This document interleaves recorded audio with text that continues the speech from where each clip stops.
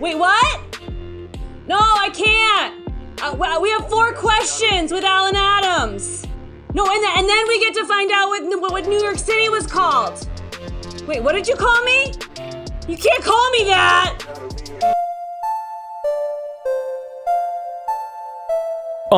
Balderdash Academy, competitive comedy. Good for your health like a yearly colonoscopy. Bring a flask, don't forget your hall pass. If you need a laugh, let me introduce the school staff. Marie Stewart Harmon teaches home economics. See her after class for some home brewed tonics. Sex with me is like Nate Green, cause finishing on top is his normal routine. Coach Steve brings the show's sports knowledge, but he's bad at portmanteaus cause he didn't go to college. Molly McGill spits words like an Uzi. She wins every game but can't name a single movie. They call him Randy Hunt, the theater guru. He'll always almost win like deja vu do. Carla Rose Dubois, you better watch your back. She's notoriously known for teaching music facts. And Bob LeBlanc gets no disrespect. Don't talk back, cause he's technically correct. Yes, let's go. Balderdash Academy, baby. Alright, sit down, class is starting.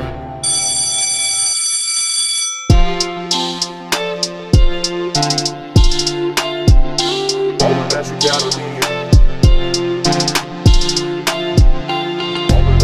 Welcome back to Balderdash Academy.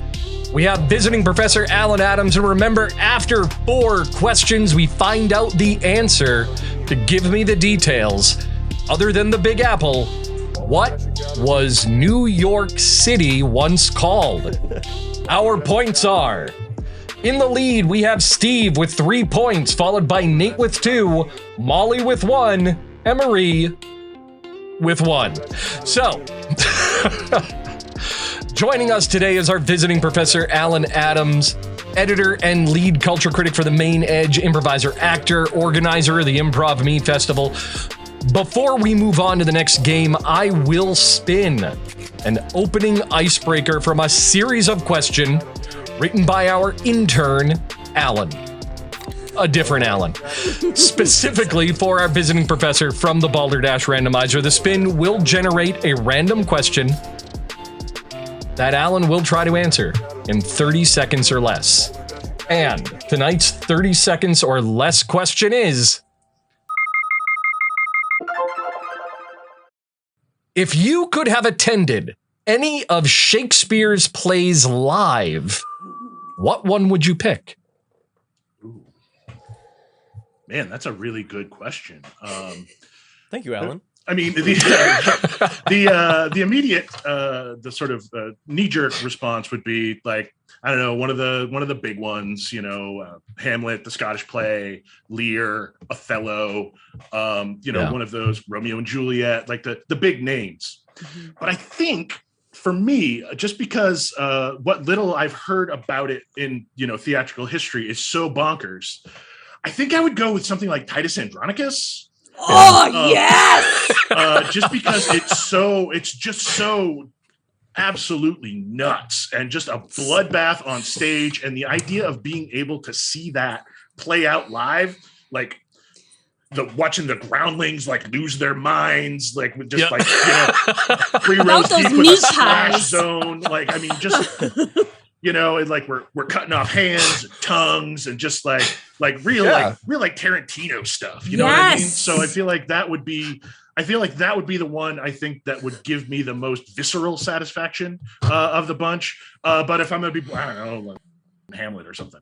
It really makes you wonder, did Shakespeare have a foot fetish? So, Alan has a diverse career as a writer, improviser, producer, disc golfer. Whoa. We got to go sometime.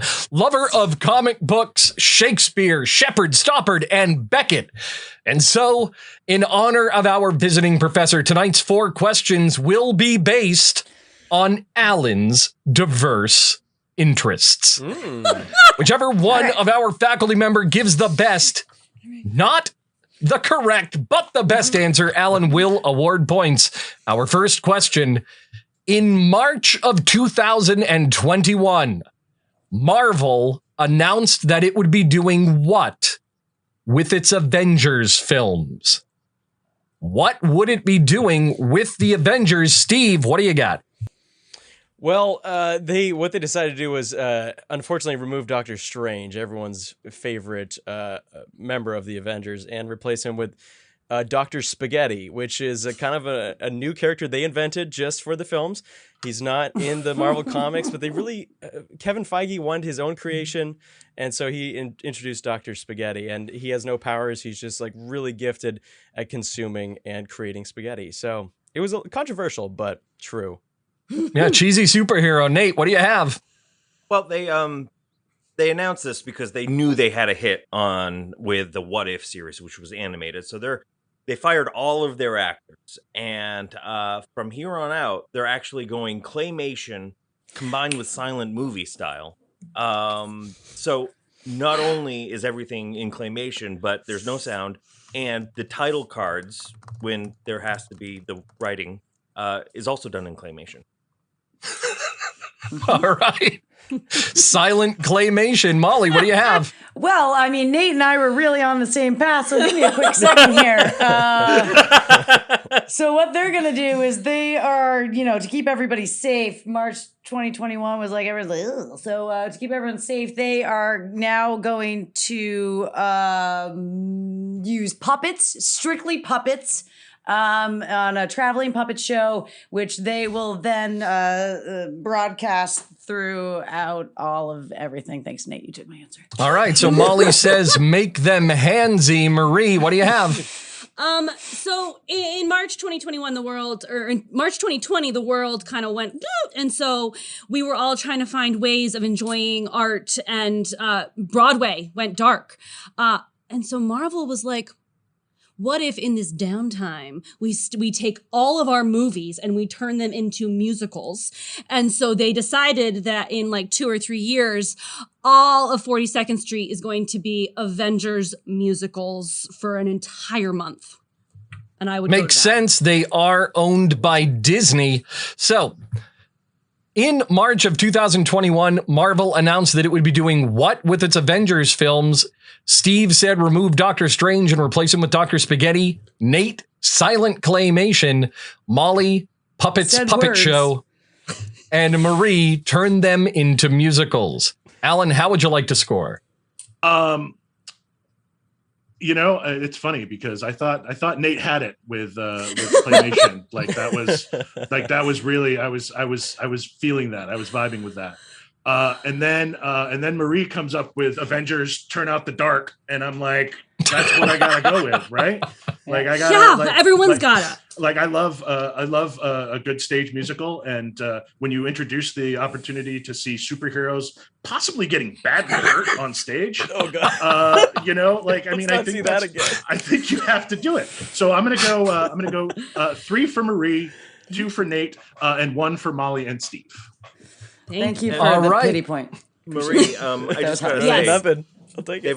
They've already made one Marvel movie into a musical. It's called Jekyll and Hyde. It's Hulk and Bruce. There you go. We're forgetting about Spider-Man Turn Off the Dark. So it's not Molly. It's not. I may have forgotten about that on purpose.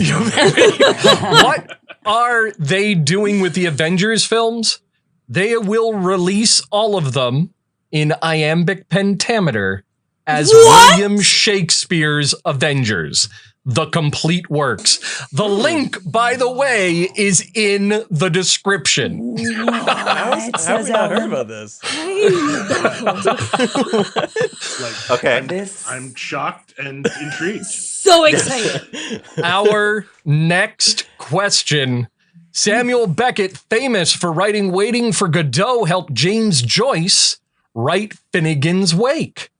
He was a renowned cricketer and, according to interestingliterature.com, had what connection to a star of The Princess Bride? How was Samuel Beckett connected to The Princess Bride? Nate, what do you have? Oh, it's inconceivable. So what? He's actually Carrie Elwes. Carrie Elwes? Yeah. He is Carrie's grandson. And his his grandson actually invented time travel, came back and got his dad, and then went back and It makes sense. went back. And actually, he Waiting for Godot. He wrote that named after Gal Gadot. Letting you know. So there you go. That makes sense. Marie, what do you have? Samuel Beckett was a playwright, we all know. He wrote some very interesting things. He also had a drinking habit, as many playwrights do, and was a professional at drinking beer fast. And how fast can you do it? Who can be faster than Andre the Giant? He was a regular competitor of how many beers can you drink as fast as you can. And Samuel Beckett and him were like up against each other all the time in these beer chugging competitions. All right. So against Andre the Giant, Molly, what do you have? Oh, a lot of people know this, but Robin Wright was a huge cockfighter enthusiast, and so she was in Peru and traveling around South America and just showing her prize cock off. And along came Beckett. He also had a penchant for betting on the rooster. And so they bonded over cockfighting. They then breeded their two male cocks together, which is unheard of these days. But it made a super cock, and they then were besties since then. All right, so we have Molly, where Samuel Beckett and Robin Wright had a cock slapping contest. And Steve, what do you have? Well, so Samuel Beckett was, of course, alive during the filming of The Princess Bride. I'm not sure if we established that yet or not. He was a big fan of William Goldman, I believe is his name, the writer of Butch Cassidy and the Sundance Kid, and of course, The Princess Bride. And so he showed up on set one day because he's also a writer, and he thought William Goldman was also a cricketer. But turns out William Goldman just liked collecting crickets. So there's kind of this misunderstanding, but they bonded these two friends that shouldn't have become friends, but they did over the love of different types of crickets. All right, so they collected crickets. So we have Nate with Carrie Elway's grandson, because time travel. Marie with professional chugger against Andre the Giant. Molly, Robin Wright and her supercock. And Steve, William Goldman collecting crickets. Alan, how would you like to score? Well, it's funny because I actually know the answer to this. We I don't know if you heard it. We also know the answer. I'm sorry. I know this timeline's answer to this. Right. But I'm going to. It's tough because Marie got close. But the idea of Robin Wright throwing down at a cockfight is hysterical. Buttercup's got a cock. You know what I mean? And then she married one. Buttercock. Everyone's favorite lunatic Sean Penn. So I'm going to go ahead and give, I'm going to give Molly the 3 points. Yes, thank you, All sir. right. I'm going to give Marie 2 points. Thank you. For getting in the neighborhood. And Steve and Nate, 1 apiece. All right, so as Alan alluded, Marie was technically correct. Ooh, Samuel Beckett built a farm north of Paris with the help of a local farmer. Now, this local farmer's name was Boris Rusimov. Boris had a son, Andre, that Samuel Beckett used to drive to school. Aww. Were they drinking? So there you go. Yes. Chugging beer. That came later. Okay. That's how you learn there. Which, for a little bit of bonus footage, we have a link in the description to Carrie Elway's describing Andre the Giant's toxic gas. Oh, I was hoping someone would say something about the farts. So I really wanted to talk about the farts, but I decided not to. Speaking of letting it go in the wind, the great game of disc golf has been in the news a lot recently, especially for James Conrad's amazing holy shot. Tied the world championships on the 18th hole with a sudden death playoff. In 2016, David Wiggins Jr. made the news by doing what? Marie, what do you have? He David Wiggins Jr. is junior because he's very, very close with his father. So he insisted that his elderly father, who was very decrepit, could not move anymore. He had him on his back the entire time. He had his 85-year-old dad on his back while he was throwing the discs, and it was very impressive. All right, dad on the back. Because he's a junior. That was the senior on the back. Makes sense. All right, so Molly, what do you have? Oh, well, guys, it's quite simple. He literally made the news, as Alan knows. He literally started his own zine, which then grew into the county's most revered publication, Junior's News. Junior's News.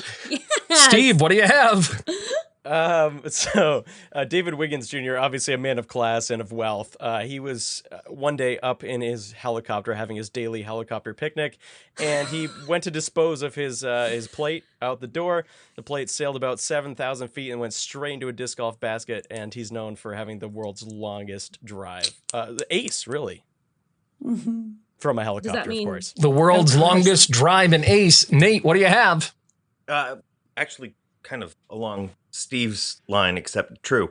So he was, he did get a ace, a hole in one, whatever you call it. But he got lucky. He overthrew it.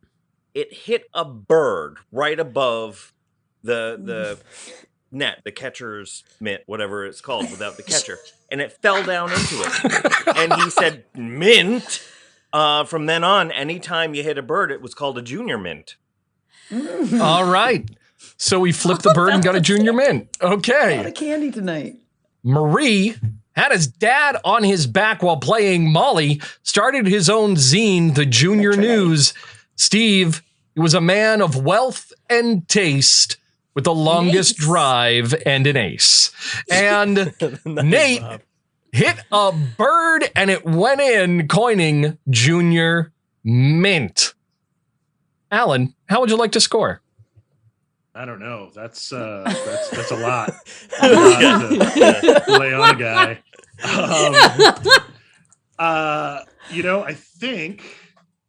I think I'm gonna go with. I'm gonna give Steve 3 points. I love the idea of an ace from a moving helicopter. That seems like something that would be really impressive to see. Man, Nate, you were really close, but I'm gonna be real. Like, you lost me at Junior Mint. Like, if you had just told the story of the bird and dropping it in the catcher's mitt without a catcher, your knowledge of disc golf terminology was just spot on. Yeah. But yeah, I'm gonna give you 2. I'm gonna give Molly and Marie 2 as well, because actually I thought there were a lot of solid answers this time around. Nice. A lot of good answers. Thank you. And the answer, what did David Wiggins Jr. do to make the news? Well, Steve was partially correct. Whoa, okay. He set the world record by throwing his 154-gram Innova Boss 1,108.92 feet. Jeez, that is a solid 338 meters. No. Wow. Yeah, so that's a quarter pound of plastic, a quarter of a mile. Yeah, He so- has an arm day. Yeah, you guys are players, right? What's that? 4 throws for you? 5 throws for you? That's about where I'm at. Yeah. Yeah. Easy. Well, it depends. If it's 100-foot shot, that's one throw with an unfortunate roller. All right, so me site too. creator Sen Duong was famously inspired to start Rotten Tomatoes in 1998 after doing what? So what inspired site creator Sen Duong to start Rotten Tomatoes? Molly, what do you have? He was making some pasta sauce, and unfortunately used Rotten Tomatoes. And he was supposed to watch a really good movie that night, but he got sick and ended up throwing up all night long. I mean, front and back. Really bad night. And so he was like, you know what? Like, I wanted to watch that movie, and this is where I am. There's some correlation. And brilliance came from that. Brilliance came from that. Steve, what do you have? Well, Senduong was one day riding through town on his moped, and he was assaulted by a small gang of children wielding tomatoes. And you'd think he would have maybe been traumatized by this experience, but he actually had a great time. And that was actually the best moment of his entire life. He could never kind of beat that peak. And so he started this website so that the entire world could kind of experience what that felt like. So he made Rotten Tomatoes. All right, getting pummeled by children. Nate, what do you have? So he was looking for something to do. He went down to his local video store and picked up fried green tomatoes. Looked good. Cover looked great. Read the back. Sounded good. He took it home. He put it in. And it was a Teletubby movie, and but he's like, this. Okay, I'm gonna let it go. I'm gonna see how it goes. Right. And it was just awful. It was Rotten Tomatoes. He had to spread the word. He still hates fried green tomatoes to this day.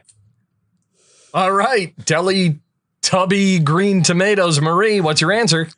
Well, he had experienced 2 life-changing events that led him to the creation of this site. First, he went to the Globe Theater and he got to see an actual Shakespearean show the way that it had been previously done in Shakespeare's times. And the audience members, specifically the groundlings, would have food that they would throw at the people on the stage. And when he went, he realized that they threw it when it was good, and they also threw it when it was bad. And no matter what was happening, people were throwing tomatoes. Then he came back here to the States and he watched the entirety of the John Hughes filmography thus far. And he really needed the world to know how he felt about those. And so he took these 2 experiences, his relationship with 16 Candles, all of those beautiful 80s films, and his experience with the groundlings, and he decided, I have to rate these movies based on tomatoes. Yeah. That made perfect sense. I know. Yeah. So what inspired him to make Rotten Tomatoes? We have Molly. A pasta sauce incident got wrong, and he had the rotten toms and runs. Steve, he was assaulted by tomato-wielding children, or as we like to call it, Steve's future. Nate had fried green tomato Teletubbies, and Marie saw Shakespeare's groundlings toss food at people on stage and finished off with Pretty in Pink. Mm-hmm. So, Alan, what is your scores? How would you like to score? A lot of good stuff there. I gotta say the combination of just massive energy plus a clear affection for the works of John Hughes. I think Marie's gonna get 3 points. Nice. All right. The Breakfast Club was life-changing. Steve, for apparently street urchins are still a thing in the late 90s. Like that was, I wasn't anticipating that. Were they all wearing like newsboy caps? They were, yeah. And whatnot. 2 for Steve. Molly, for 1 point for both ends. And I hate to do it, Nate, but Kathy Bates is an American treasure, and any fried green tomatoes slander is going to be punished. So that's going to be my first 0. I apologize. No, it's okay. I have to agree with you. It's not my fault that the wrong movie was in the case, though. I'm just saying, it was. You're not wrong about that. You could have gone negative, so he lucked out on that one. No. I'm not fighting it at all. What inspired him to create Rotten Tomatoes? It was Jackie Chan. He was looking for a review on Rumble in the Bronx and the Majestic Mountains of Manhattan, and he couldn't find it. He had to go to hundreds of different sites just to get a review. So he's like, I need to put all these together in one spot, and Rotten Tomatoes was born. Nice. Jackie Chan, John Hughes, the Same. Excellent questions. Speaking of questions, I think Excellent I would questions, like says the man who wrote the to. questions. Well, yes, I'm patting myself Excellent. on the back. Excellent questions tonight, Bob. Thank you, Steve. Or should I call you Randy? Now, I did call Steve Randy earlier, and the reason is because they are so similar. Sometimes I get him confused, and why would be head-to-head competitive trivia, Steve's Balderdash Academy quiz show podcast. You can find it. All episodes are now released. You can find it in our podcast feed. Speaking of non sequiturs, back to Give Me the Details, our opening answer. The Big Apple was known by many different names, but unfortunately, one of you got it right and changed your answer. Oh. So, the Big Apple was once called New Orange. The Dutch captured New York from the English in 1673 and renamed the city New Orange in honor of William III of Orange. The change was short-lived. In 1674, the city reverted back to English control and its former name. So, Steve, almost well done. Wow. Cool. I mean, oversized tangerine is not that far off. It's not that far off. So, Alan, I wanted to take a moment and talk about the Improv Me Festival. Both Steve, Marie, and myself were lucky enough to attend in 2018. Mm-hmm. We were there a couple times, I think once or twice before then. And we had a blast. Now, I thought as an observer and participant how it really demonstrated the brilliance of what improv is. Where as long as you know, yes, and make your scene partner look good, listen, and love always wins, you can perform anywhere with anybody. And that's right. Yeah. That show, that festival proved it. So what was the brainchild behind it? So the first Improv Me was back in get the dates right, 2014, I believe.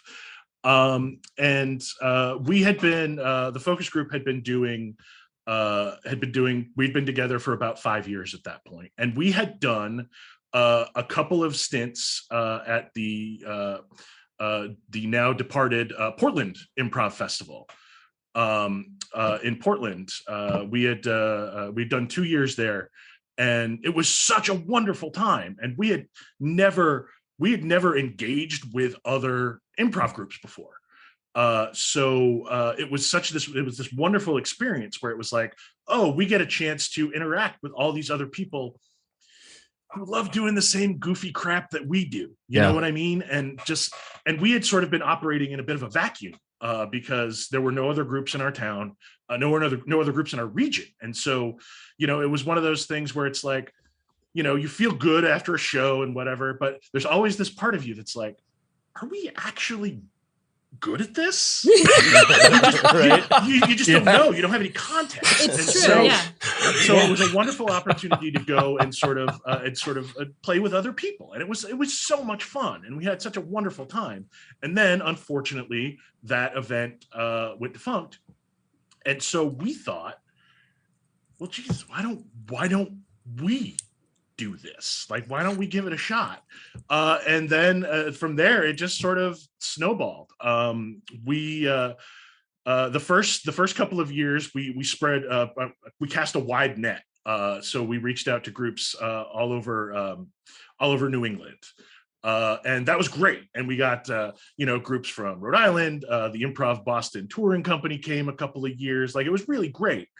But as it progressed, it felt I wanted to do something that was more celebratory of improv in Maine specifically, because it is such a vibrant scene. And to people like on the outside looking in, you might not know that. But there's just so much talent in improv wise in this state. And so And so we sort of shifted our focus in the subsequent years and really wanted to aim at, bringing groups together that perform primarily within the state of Maine. Like, and I know there are a couple that have that draw membership from like New Hampshire and Massachusetts, but they're Maine-based groups, and I think that's important. And I think it's a wonderful way to help sort of celebrate and sort of grow the scene, because it gives people an opportunity to see what everybody else is doing, and sort of establish those lines of communication. Like, that's why I know the vast majority of improvisers I know, like, that's why I know them, is through that festival. And so it really was, and it's a labor of love. Like, you don't make a lot of money, and it's you get some sleepless nights out of it and all that. But you're up there, and it's like you're halfway through the first night's set, and someone is just tearing the roof off the place, and you're just like, there's 100 people in the room, and you're just like, you know what, worth every second. So yeah. Now, one of the things that you touched upon, and for people who might not be within northern New England in particular, now I've, in the 30 some odd years I've been doing improv, I've done it in Massachusetts, Boston specifically, done it in Connecticut, Rhode Island, Manhattan, Maine. Of every place that I've done improv, Maine is unique in and of the fact that it is a state comprised of fans of other groups. Every improv group I've been a part of or played with has the people they follow, the other groups that they appreciate and they just love to be with. And it's that real special connection that you have of appreciation that I think sets the state apart in the region in general as this unique experience. So what I'm saying is, if you're into improv, come to Maine. There's an improvisational renaissance happening in the state. And the more people who come and the more people who understand love wins and be positive and appreciate each other and make each other look good, we need you, because that is the reality that we perform in. We're all winners. And speaking of winners and points, our points are this. After the segue, we have in last place, Nate with 7 points. Shocking. How? Next, we have Molly with 9, Steve with 10, and in the lead, Marie with 11 points. What is going on? Me and Marie aren't on the bottom tonight. I know, it's there's a different timeline happening. All right, join us when we return from Molly's pop quiz and technically correct only on Balderdash Academy. Remember to like and subscribe to this video. Also remember that we have options available if you'd like to support the show directly. Show your school pride with some Balderdash Academy merchandise from our store. Specifically, check out our Balderdash Bill collection and our We Do Not Make Any Profit, It Comes to You at Cost Everyday Pride, Yes and Improv collection. So we're also booking live shows when we can. Pandemic right now, it's a little difficult, but you can find all the information online at balderdashacademy.com. Thank you for watching. Have a good night. Go Dashers!